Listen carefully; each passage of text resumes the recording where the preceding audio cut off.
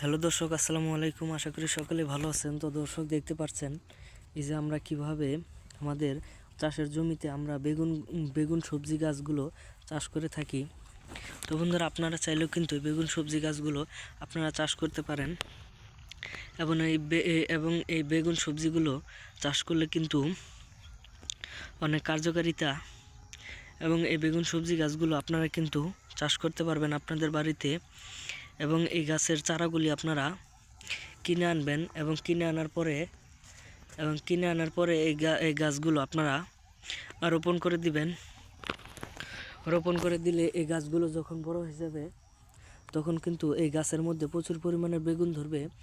তখন কিন্তু এই বেগুনগুলো কিন্তু আপনারা হাট বাজারে বিক্রি করতে পারবেন।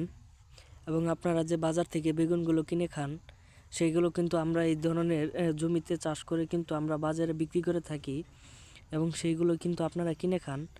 তো আপনারা চাইলেও কিন্তু আপনারা চাষ করে কিন্তু আপনাদের নিজের জমির চাষের ফলগুলো আপনারা নিজেরা খেতে পারবেন, এবং এটা কিন্তু প্রচুর পরিমাণে কার্যকারিতা। তো অবশ্যই আপনারা এই সবজিগুলো আপনারা আপনাদের বাড়ির পাশে রোপণ করবেন। তো বন্ধুরা, আমাদের ভিডিওটি ভালো লাগলে অবশ্যই চ্যানেলটি সাবস্ক্রাইব করে দিবেন। ধন্যবাদ। আসসালামু আলাইকুম।